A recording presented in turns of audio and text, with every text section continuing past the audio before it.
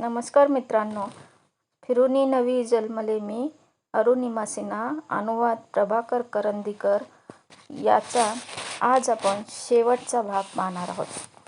लुकलाहून मी काठमांडूच्या विमानतळावर उतरले तेव्हा सकाळचे 11 वाजले होते. माझ्या स्वागताला साहेब आले होते.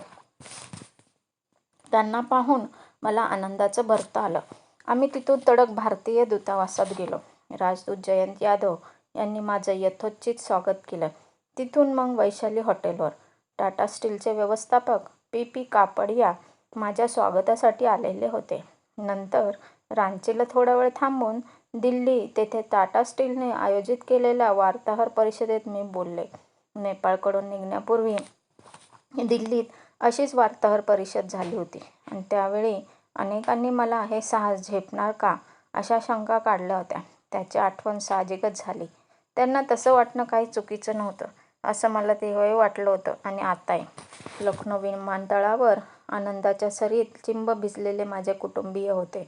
मी दिसताच जोरजोरात हात हलवून आणि ओरडून त्यांनी माझ्यावर अभिनंदनाचा वर्षाव केला. त्यांच्या डोळ्यात आनंदाश्रूंनी दाटी केली होती. 2,5-3 हजारांचा समुदाय हजर होता. मला नंतर समजलं की आंबेडकर नगरमध्ये कलेक्टर आणि SP माझ्या घरी येऊन कुटुंबियांचं अभिनंदन करून गेले होते. हॉलिवूडहून कोणी निर्मात्याने त्यांच्याशी फोनवर संपर्क साधून सिनेमाच्या हक्कांबाबत विचारणा केली होती. दुसऱ्या दिवशी आम्ही आंबेडकर नगरला गेलो. माझी आई लखनौ विमानतळावर का बरी आली नसावी या विचारानं मी थोडी काळजीत पडले होते. घरी पोचल्यावर तिनं सुहास्य चेहऱ्यानं माझं स्वागत केलं आणि एक साधाच परंतु अगदी समर्पक सल्लाही दिला. ती म्हणाली, अरुणिमा, या क्षणाला तू आनंदाच्या अत्युच्च शिखरावर आहेस, पण लक्षात ठेव, आपण कितीही उंचावर गेलो तरी आपले पाय जमिनीवर घट्ट टेकलेले असावेत. तिच्या या सल्ल्याने किमया केली. मी भानावर आले. माझ्या पराक्रमानंतर आणि माझ्या सार्वत्रिक गौरवानंतर मला जर काही थोडीफार ची भाषा झाली असेल तर ती साफ उतरली. एव्हरेस्ट मोहीम आखताना प्रायोजक मिळवण्याची खटपट जेव्हा सुरू झाली होती तेव्हा तिने मला सांगितलं होतं, पैशाची काही सोय झाली नाही तर खट्टू व्हायचं काम नाही. तुझं स्वप्न सत्यात उतरवण्याचा पक्का निर्धार तू केला आहेस ना? झालं तर आंबेडकर नगरमधलं हे घर विकून मी पैसे उभे करेन. माझं झालेलं टोलेजग स्वागत आणि जल्लोष हे सगळं अभूतपूर्व होतं. मी प्रथम शिवबाबा मंदिराकडे गेले. रस्त्याच्या दुतर्फा लोक उभे राहून माझा जय जयकार करत होते. एका जिप्सी गाडीत मला उभं करून मिरवणुकीनं ते मला घेऊन गेले. मंदिरातही खूप मोठा जमाव जमला होता. स्थानिक पुढारी, सरकारी अधिकारी, साधू, महंत वगैरे मला घरी येऊन भेटून गेले. जिल्हाधिकाऱ्यांनी एका रस्त्याला माझं नाव देण्याचं जाहीर केलं. हा सगळा सोहळा पुढे 1 आठवडाभर चालला होता. प्रत्येकालाच मला भेटायचं होतं, अभिनंदन करायचं होतं. तऱ्हेतऱ्हेचे प्रश्न विचारून सगळ्यांनी मला अगदी भंडावून सोडलं. त्यांच्या सगळ्या प्रश्नांची उत्तरं माझ्याकडे आहेत असं त्या बिचाऱ्यांना वाटत होतं. सगळ्यात छान काय असेल तर माझ्या घरच्यांनी माझ्या आवडीचे सगळे पदार्थ एक एक करून मला कौतुकाने भरवले. गेले कित्येक महिने खाण्यापिण्यावरचे सगळे निर्बंध मी कसोशीने पाळले होते. मी आता सगळी पथ्य भिरकावून दिली आणि मजेत भरपेट खात पीत राहिले. थोड्याच दिवसात मला उत्तर प्रदेशचे मुख्यमंत्री अखिलेश यादव यांच्याकडून बोलावणं आलं. त्यांच्या निवासस्थानी त्यांनी माझ्या स्वागत आणि सत्काराचा खास समारंभ ठेवला होता. त्यांनी 25 लाख रुपयांचा धनादेश माझ्या हाती ठेवला. याखेरीज माझ्या वैयक्तिक खर्चासाठी मला 1 लाख रुपये भेटले. माझं त्यांनी खूप कौतुक केलं.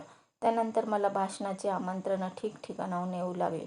प्रत्येकाला मी हे कसं केलं हे ऐकण्याची खूप उत्सुकता लागली होती. दरम्यान माझ्याकडे अभिनंदनपर संदेशांची रीघ लागली. पंतप्रधान डॉ. मनमोहन सिंग, लोकसभेच्या सभापती मीरा कुमार, काँग्रेसच्या अध्यक्षा सोनिया गांधी, क्रीडा मंत्री जितेंद्र सिंग ही त्यातली काही प्रमुख नावं. गुजरातचे मुख्यमंत्री नरेंद्र मोदी हे माझं अभिनंदन करणारे सर्वात पहिले राजकीय नेते होते. एकीकडे हा सगळा जयघोष आणि अभिनंदन यामुळे मी सुखावले होते, पण दुसरीकडे मलाच हे सगळं स्वप्नवत वाटत होतं. मी रेल्वे ट्रॅकवर जायबंदी होऊन एकाकी पडून काय होते? त्याआधी नोकरी मिळवण्यासाठी मी दिल्लीकडे निकरानं धावत काय सुटले होते? सगळे एवढ्यात कसं बदललं? माझी स्वप्न आणि महत्त्वाकांक्षा इतक्या झपाट्याने कशा बदलल्या? माझं पूर्वायुष्य कुठेतरी दूर मागे पडलं होतं आणि एक नवं आयुष्य सुरू झालं होतं. त्या पर्वतांच्या कुशीत माझा जन्म पुनर्जन्म झाल्यासारखंच वाटत होतं. याच जन्मात मी फिरून एक नवा जन्म घेतला होता. उपसंहार. जखमी होऊन मी उपचार घेत होते. त्या काळात मला कितीतरी जणांनी प्रेमभावे मदत केली होती. त्याचवेळी मला सुचलं होतं की विकलांग तरुणाईला आयुष्यभर दुर्लक्षित आणि असुरक्षित अवस्थेत खितपत पडावं लागू नये, म्हणून मी काहीतरी करायलाच हवं होतं. शरीराचा एखादा अवयव निकामी झाला म्हणून काय आपलं आयुष्य अंधकारमय व्हावं का?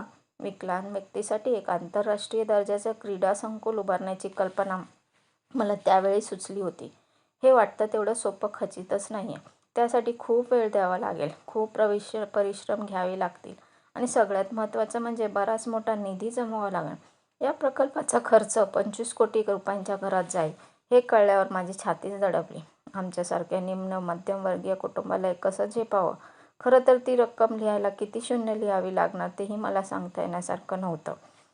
ही कल्पना पहिल्यांदा माझ्या डोक्यात आली त्यावेळी मी बरेलीच्या इस्पितळातल्या खाटेवर पडलेली होते.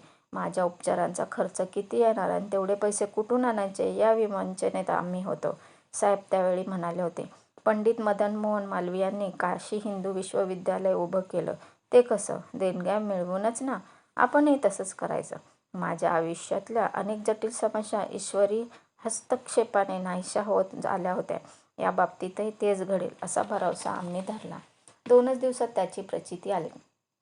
उन्नावचे रहिवासी उमाशंकर दीक्षित कुटुंबचे उगवले. त्यांनी 21,000ची पहिली देणगी दिली. एवढंच नव्हे तर मी क्रीडा संकुल उन्नावलाच उभारण्याचं ठरवलं तर त्यासाठी लागणाऱ्या सगळ्या विटा मोफत पुरवण्याचं आश्वासन देऊन ते गेले.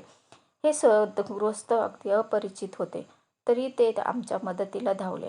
आता आम्ही हे क्रीडा संकुल उन्नावलाच उभं करतो आहोत आणि त्याला उन्नावचे स्वातंत्र्यसेनानी कै. चंद्रशेखर आझाद यांचं नाव देणार आहोत. दीक्षितांनीही आपला शब्द पाळला आहे. ह्या प्रकल्पाचं काम आता सुरू झालंय. आम्ही ठरवलंय की आपल्या कमनशिबाला दोष देत पडून राहण्याऐवजी आपली छाप पडेल असं काहीतरी करून दाखवण्याची तयारी असणाऱ्या युवक-युवतींचा शोध आपण घ्यायचा. त्यांचं राहणं, जेवण, खाणं, शिक्षण आणि प्रशिक्षण या सर्वांची सोय त्या संकुलातच करून द्यायची. गावोगावी फिरून टॅलेंटचा शोध घ्यायचा, त्यासाठी वेळ द्यायचा. ऑलिम्पिक स्पर्धेत मान्यताप्राप्त सर्व मैदानी खेळ आणि सर्व अंतर्गृह खेळ यांच्या प्रशिक्षणाची व्यवस्था करण्याचा आमचा मानस आहे. आमच्या अकादमीच्या नियामक मंडळाची निवड झाली आहे. त्यात 7 सदस्य आहेत आणि ते देशातल्या विविध राज्यांचे रहिवासी आहेत. त्यात माझे कोणी कुटुंबीय नाही. माझ्या रेल्वे दुर्घटनेनंतर मला भेटलेल्या त्या व्यक्ती आहेत. घराणेशाही, जात, धर्म, भाषा, प्रांत अशा कोणत्याही तत्त्वावर त्यांची निवड झालेली नाही आणि कामकाजातही अशा कोणत्याही संकुचित विचारांना थारा असणार नाही. या संकुलाचं व्यवस्थापन अरुणिमा फाउंडेशनतर्फे होईल.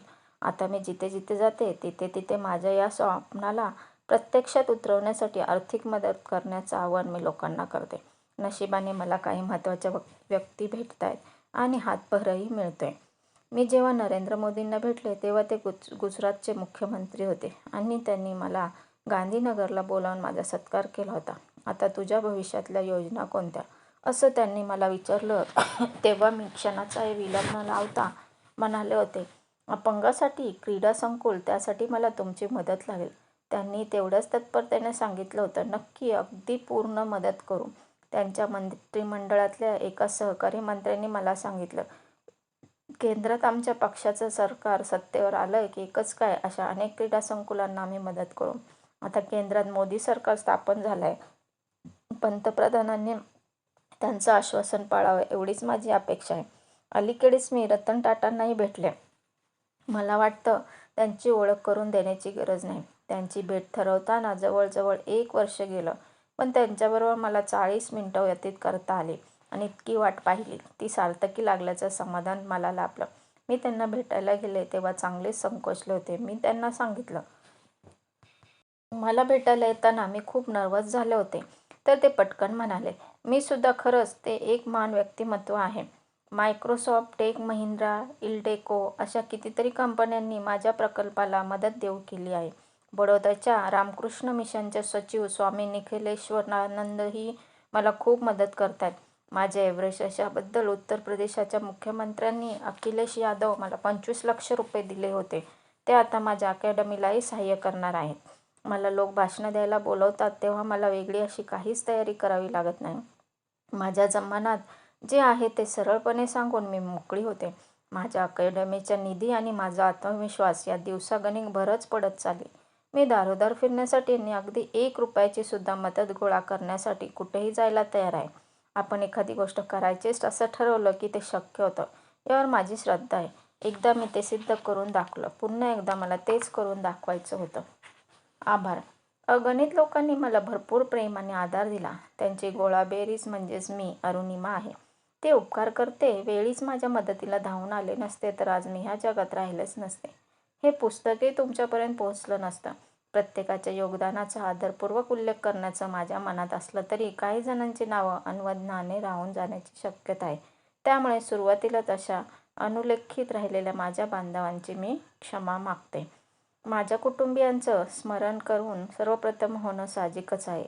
कै हरिंद्रकुमार सिन्हा माझे पिताश्री यांनी आत्मविश्वास आणि निर्धार यांचं बाळकडू मला पाजलं. माझी आई कै ज्ञानबाला सिन्हा, बहीण लक्ष्मी, भाऊ राहुल मेव्हणे, ओमप्रकाश उर्फ साहेब, माझा भाचा राजा आणि चुलत भाऊ राजेंद्र सिन्हा हे सर्वजण माझ्या पाठीशी भक्कमपणे उभे होते. म्हणूनच मी आज हे आत्मकथन करू शकते आहे. आता माझ्या विस्तारित कुटुंबाबद्दल. पिंटू कश्यप याने प्रथम मला रेल्वे रुळावर पाहिलं नसतं आणि मला मदत केली नसती तर मी अगदी एकाकी आणि यातनामय अवस्थेत मृत्युमुखी पडले असते. बरेली इस्पितळातले औषधमिश्रक B.C. यादव यांनी रक्तदान करून माझा जीव वाचवला. शैलेश आणि राकेश श्रीवास्तव या डॉक्टर बंधूंनी मला अत्याधुनिक आणि मजबूत असा कृत्रिम पाय दिला. त्यामुळेच मी हिंडू फिरू लागले आणि थेट एव्हरेस्टपर्यंत धडक मारू शकले. तो पाय मी अजूनही वापरते आहे. Doctor Vijay Sharma, doctor Sushma, doctor M.C. Mishra, doctor V. Katiyar यांनी त्यांच्या एम्समधील सर्व सहकाऱ्यांनी आपलं सारं कौशल्य पणाला लावून माझ्यावर उपचार केले. त्यांचे आभार कसे मानायचे? BBG कंपनीचे हनुमंतराव गायकवाड यांनी त्यांच्या कंपनीचे सदिच्छादूत म्हणून माझी नेमणूक केली. मुंबईचे सुविख्यात विधितज्ञ संजय आशर यांनी मला खूप मदत केली. बचेंद्री पाल मॅडम आणि त्यांचे बंधू राजेंद्र पाल यांचं योगदान अमूल्य ठरलं. माझ्या एव्हरेस्टचं स्वप्न त्यांच्याविना फक्त एक स्वप्नच राहिलं असावं. प्रतीक भौमिक, उत्तर काशीच्या केंद्रातले प्रशिक्षक यांनी गिर्यारोहणाचे गमभवन मला शिकवले. PP कापाडिया आणि संजीव पाल या टाटा स्टील कंपनीतल्या उच्चपदस्थ अधिकाऱ्यांचाही माझ्या यशात मोठा वाटा आहे. शहानाज हुसेन मॅडमनी मला इस्पितळातच मला ब्युटिशियनचं प्रशिक्षण दिलं.